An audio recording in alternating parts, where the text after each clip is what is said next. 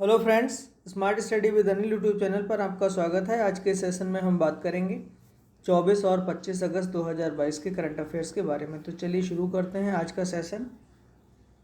विश्व गुजराती भाषा दिवस हर साल कब मनाया जाता है? तो विश्व गुजराती भाषा दिवस ये हर साल मनाया जाता है 24 अगस्त को। यह दिन गुजरात के महान लेखक वीर नर्मद की जयंती के उपलक्ष्य में मनाया जाता है।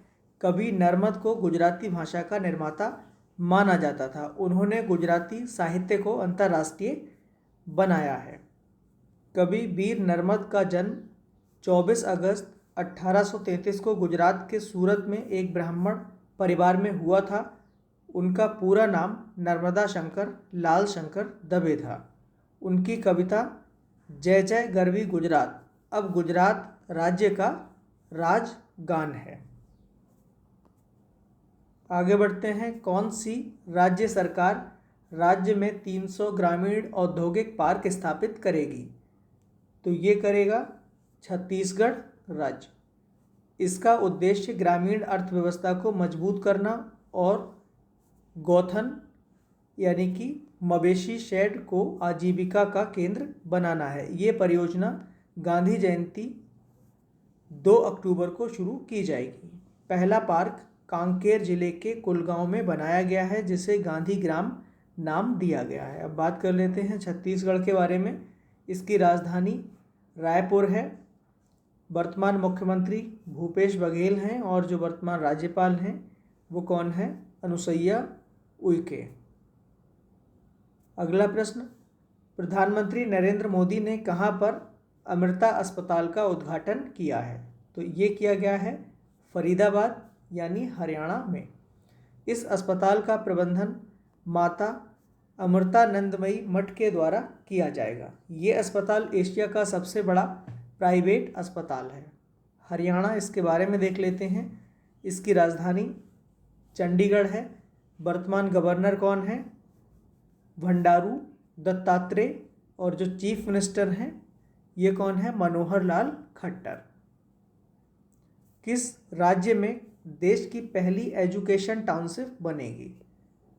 तो देश की पहली एजुकेशन टाउनशिप ये बनेगी उत्तर प्रदेश में। अमेरिका जैसे देशों की तर्ज पर यूपी में एजुकेशन टाउनशिप विकसित की जाएगी। एजुकेशन टाउनशिप का मतलब है कि एक ही जगह पर सभी प्रकार की शिक्षा व कौशल विकास का प्रशिक्षण आसानी से उपलब्ध होना। सीएम योगी आदित्यनाथ ने प्रदेश में 5 टाउनशिप विकसित करने का निर्देश दिया है। इस एजुकेशन टाउनशिप में देश और दुनिया के प्रतिष्ठित सरकारी और निजी विश्वविद्यालय इसमें अपना कैंपस खोल सकेंगे। अब हम बात कर लेते हैं उत्तर प्रदेश के बारे में। इसकी राजधानी लखनऊ है। वर्तमान मुख्यमंत्री कौन है? योगी आदित्यनाथ। और राज्यपाल कौन है वर्तमान? आनंदीबेन पटेल। हाल ही में अब्दुल गफ्फार नाडियाडवाला का 91 साल की उम्र में निधन हो गया है। वे कौन थे? तो अब्दुल गफ्फार नाडियाडवाला ये एक फिल्म निर्माता थे जिनका अभी हाल ही में 91 की उम्र में निधन हो गया है। अब्दुल गफ्फार नाडियाडवाला ने 1965 में बनी फिल्म महाभारत से लेकर 2000 के दशक में बनी कॉमेडी फिल्मों जैसे हेरा फेरी और वेलकम तक 50 से ज़्यादा हिंदी फिल्मों का निर्माण किया है। केंद्रीय गृह और सहकारिता मंत्री अमित शाह ने कहां पर मध्य क्षेत्रीय परिषद की 23वीं बैठक की अध्यक्षता की? तो ये की भोपाल यानी मध्य प्रदेश में। ये बैठक केंद्रीय क्षेत्रीय परिषद में शामिल नक्सल प्रभावित क्षेत्रों में वामपंथी उग्रवाद के मुद्दे को संबोधित करने पर केंद्रित है। अगला प्रश्न, चालू वित्त वर्ष 2022-23 की पहली तिमाही में भारत की आर्थिक वृद्धि दर जीडीपी ग्रोथ रेट कितना फीसदी रहने का अनुमान है? तो ग्रोथ रेट, जीडीपी का जो ग्रोथ रेट है ये 13 से लेकर 15.7% रहने का अनुमान है। भारतीय स्टेट बैंक एसबीआई समूह के मुख्य आर्थिक सलाहकार सौम्य कांति घोष ने वृद्धि दर पहली तिमाही में 0.7% रहने का अनुमान जताया है।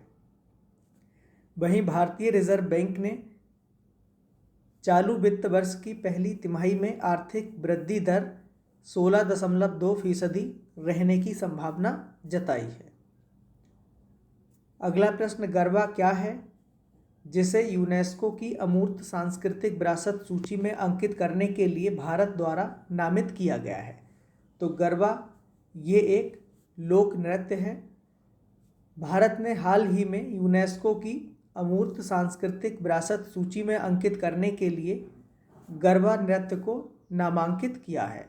यूनेस्को की अमूर्त सांस्कृतिक विरासत प्रतिनिधि में दुर्गा पूजा का समावेश पिछले साल किया गया था, यानी कि दुर्गा पूजा को पिछले साल अमूर्त सांस्कृतिक विरासत की सूची में शामिल किया गया था। आगे बढ़ते हैं। भारत ने किस देश के साथ अंतर्राष्ट्रीय शिक्षा पर एक कार्यकारी समूह की स्थापना की घोषणा की है? तो भारत ने ऑस्ट्रेलिया के साथ अंतर्राष्ट्रीय शिक्षा पर एक कार्यकारी समूह की स्थापना की घोषणा की है। भारत के केंद्रीय शिक्षा मंत्री धर्मेंद्र प्रधान और उनके ऑस्ट्रेलियाई समकक्ष जैसन क्लेयर ने अंतर्राष्ट्रीय शिक्षा पर एक कार्य समूह की स्थापना की घोषणा की। इस कार्य समूह का उद्देश्य दोनों देशों में नियामक सेटिंग की साझा समझ बनाना और संस्थानों की दो तरफा गतिशीलता के अवसरों को बढ़ावा देना है। नेक्स्ट, भारत की पहली वाणिज्यिक अंतरिक्ष स्थितिजन्य जागरूकता वेधशाला किस राज्य में स्थापित की जाएगी? तो ये स्थापित की जाएगी उत्तराखंड में। भारत की पहली वाणिज्यिक अंतरिक्ष स्थितिजन्य जागरूकता वेधशाला उत्तराखंड के गढ़वाल क्षेत्र में स्टार्टअप दिगंतारा द्वारा स्थापित की जाएगी। इस वेधशाला का उद्देश्य पृथ्वी की परिक्रमा करते हुए 10 सेंटीमीटर आकार की छोटी वस्तुओं को ट्रैक करना है। ये पहले से मौजूद अंतरिक्ष वस्तुओं को ट्रैक करने और पहचानने की प्रभावशीलता में सुधार करेगी और इसका उपयोग हाइब्रिड डेटा पूल बनाने के लिए किया जाएगा। नेक्स्ट, भारत ने हाल ही में किस देश में अगस्त 2022 में एक नए भारतीय दूतावास का उद्घाटन किया है? तो भारत के द्वारा अभी हाल ही में पराग्वे में एक नए भारतीय दूतावास का उद्घाटन किया गया है। भारत के विदेश मंत्री एस जयशंकर ने संयुक्त रूप से पराग्वे में असुनसियन में नए भारतीय दूतावास का उद्घाटन किया है।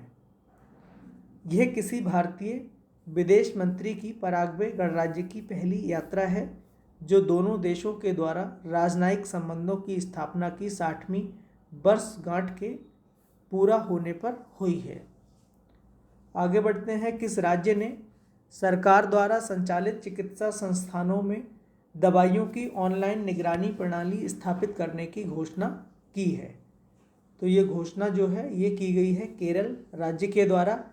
इस प्रणाली का उद्देश्य दवाओं की उपलब्धता और वितरण पर नज़र रखना है। राज्य के स्वास्थ्य मंत्री ने घोषणा की है कि अस्पताल के कर्मचारियों को दवाइयों की उपलब्धता सुनिश्चित करने के लिए केरल चिकित्सा सेवा निगम यानी कि KMSCL की ऑनलाइन प्रणाली का उपयोग करना चाहिए। हाल ही में रक्षा मंत्री राजनाथ सिंह ने कहां पर 3 देशों के रक्षा मंत्रियों के साथ बातचीत की? तो ये की है इन्होंने ताशकंद में। रक्षा मंत्री राजनाथ सिंह ने ताशकंद की अपनी 3 दिवसीय यात्रा के पहले दिन उज्बेकिस्तान, कजाकिस्तान और बेलारूस के अपने समकक्षों के साथ अलग अलग द्विपक्षीय बातचीत की।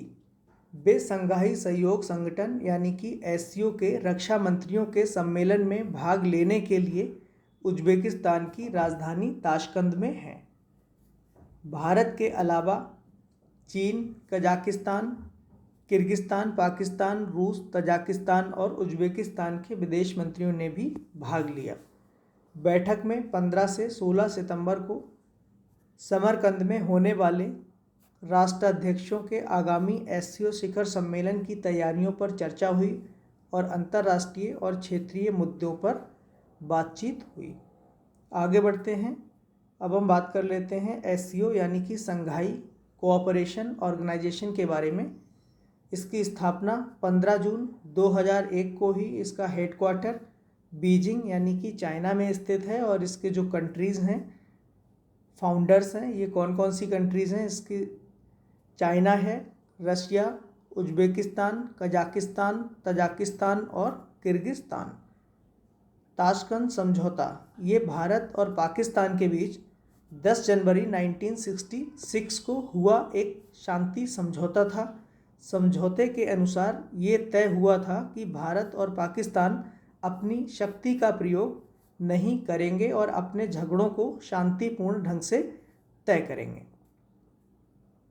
नेक्स्ट, चर्चा में रहा चाबहार बंदरगाह कहाँ पर स्थित है? तो चाबहार बंदरगाह ये है ईरान में। चाबहार बंदरगाह दक्षिण पूर्वी ईरान में ओमान की खाड़ी में स्थित है। यह एकमात्र ईरानी बंदरगाह है जिसकी समुद्र तक सीधी पहुंच है। यह ऊर्जा संपन्न ईरान के दक्षिणी तट पर सिस्तान बलूचिस्तान प्रांत में स्थित है। चाबहार बंदरगाह को मध्य एशियाई देशों के साथ भारत, ईरान और अफगानिस्तान द्वारा व्यापार के सुनहरे अवसरों का प्रवेश द्वार माना जाता है। साल भारत ने वर्ष 2016 में प्रधानमंत्री नरेंद्र मोदी के ईरान दौरे के वक्त चाबहार बंदरगाह को लेकर ईरान के साथ एक समझौता किया था। ईरान, इसके बारे में देख लेते हैं। इसकी जो राजधानी है ये क्या है? तेहरान।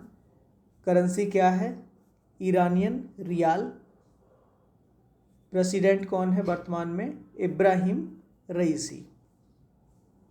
आगे बढ़ते हैं। भारतीय अक्षय ऊर्जा विकास संस्था लिमिटेड यानी इरेडा ने हरित ऊर्जा परियोजना को ऋण प्रदान करने के लिए किसके साथ समझौता किया है? तो भारतीय अक्षय ऊर्जा विकास संस्था लिमिटेड इरेडा ने महात्मा ज्योतिबा फुले रिन्यूएबल एनर्जी और इंफ्रास्ट्रक्चर टेक्नोलॉजी लिमिटेड यानी कि महाप्रीत के साथ अभी समझौता किया है। तो इरेडा ये क्या है? Indian Renewable Energy Development Agency Limited. Mahapreit, इसकी फुल फॉर्म क्या है? Mahatma Phule Renewable Energy and Infrastructure Technology Limited, Mahapreit. तो इरेडा ने हरित ऊर्जा परियोजना को ऋण प्रदान करने के लिए अभी महात्मा फुले रिन्यूएबल एनर्जी और इंफ्रास्ट्रक्चर टेक्नोलॉजी लिमिटेड महाप्रीत के साथ एक समझौता किया है। इस समझौता ज्ञापन के अनुसार इरेडा राज्य उपयोगिताओं, स्थानीय निकायों और अक्षय ऊर्जा पार्कों के बुनियादी ढांचे को विकसित करने को लेकर कार्यान्वित की जाने वाली अक्षय ऊर्जा परियोजनाओं के लिए महाप्रीत को वित्तीय सुविधाएं प्रदान करेगा। तो जो इरेडा है ये अक्षय ऊर्जा परियोजनाओं के लिए महाप्रीत को क्या सुविधाएं करेगा? वित्तीय सुविधाएं मुहैया कराएगा। हाल ही में इंग्लैंड में भारत का नए उच्चायुक्त कौन नियुक्त हुए हैं? तो इंग्लैंड में भारत के नए उच्चायुक्त ये नियुक्त किए गए हैं विक्रम दोराईस्वामी। विक्रम दोराईस्वामी 1992 बैच के एक भारतीय विदेश सेवा के अधिकारी हैं और वर्तमान में बांग्लादेश में भारतीय उच्चायुक्त के रूप में कार्यरत हैं। किस कंपनी ने गोबर से संपीड़ित अपने पहले बायोगैस परियोजना को शुरू किया है? तो ये शुरू किया गया है HPCL के द्वारा। HPCL ने हरित ऊर्जा और पर्यावरण प्रबंधन के लिए राजस्थान के सांचौर में गोबर से संपीड़ित बायोगैस परियोजना की शुरुआत की है। बायोगैस का उत्पादन करने के लिए संयंत्र में हर दिन 100 टन गोबर का उपयोग करने का प्रस्ताव है, जिसका ऑटोमोबाइल ईंधन के रूप में प्रयोग किया जा सकता है। स्वच्छ भारत मिशन ग्रामीण के तहत अप्रैल 2018 में शुरू की गई भारत सरकार की गोबर धन योजना के तहत इस परियोजना को विकसित किया जा रहा है। आगे बढ़ते हैं। हाल ही में किसे नेशनल इंस्टीट्यूट ऑफ इम्यूनोलॉजी यानी NII के निदेशक के रूप में नियुक्त किया गया है? तो ये नियुक्त किया गया है वरिष्ठ वैज्ञानिक देबाशीष मोहंती को।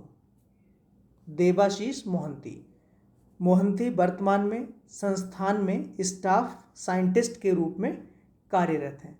तो नेशनल इंस्टीट्यूट ऑफ इम्यूनोलॉजी के निदेशक के रूप में नियुक्त किया गया है वरिष्ठ वैज्ञानिक देबाशीष मोहंती को। आगे बढ़ते हैं। हाल ही में किस राज्य में जलापूर्ति में सुधार के लिए भारत ने ADB के साथ 96.3 मिलियन डॉलर के ऋण पर हस्ताक्षर किए हैं? तो ये किए हैं हिमाचल प्रदेश ने। ADB यानी कि एशियन डेवलपमेंट बैंक, इसकी स्थापना हुई थी 19 दिसंबर 1966 को। इसका मुख्यालय फिलीपींस में स्थित है और इसके प्रेसिडेंट कौन है? मसात्सुको असाकावा। हिमाचल प्रदेश, इसके बारे में देख लेते हैं। इसकी राजधानी शिमला, मुख्यमंत्री जयराम ठाकुर और राज्यपाल कौन है? राजेंद्र आर्लेकर। अब हम बात कर लेते हैं हिमाचल प्रदेश में अन्य घटनाएं। मिंजर मेला ये हिमाचल प्रदेश में मनाया गया। भारत अमेरिका संयुक्त सैन्य कौन सा वज्र प्रहार 2022 जिसका 13वां संस्करण है, ये अभ्यास हिमाचल प्रदेश के बकलोह में शुरू हुआ है। Single use plastic buy back योजना को हिमाचल प्रदेश सरकार के द्वारा शुरू किया गया है। नारी को नमन योजना ये हिमाचल प्रदेश सरकार के द्वारा शुरू की गई है। हाल ही में सुरक्षा बल के महानिरीक्षक के रूप में किसे नियुक्त किया गया है? तो ये किया गया है प्रवीण छाबड़ा के लिए। अन्य नियुक्तियां देख लेते हैं। बजाज इलेक्ट्रिकल्स ने अनुज पोद्दार को MD और CEO के रूप में नियुक्त किया है। राजेश वर्मा, इनको राष्ट्रपति द्रौपदी मुर्मू का सचिव नियुक्त किया गया है। राकेश शर्मा संयुक्त राष्ट्र के उच्च स्तरीय इंटरनेट पैनल में नियुक्त हुए हैं और भारतीय एयरटेल ने गोपाल विट्ठल को प्रबंध निदेशक के रूप में नियुक्त किया है। और सुरेश N पटेल ने केंद्रीय सतर्कता आयोग के रूप में शपथ ली है। तो आज के लिए बस इतना ही। धन्यवाद।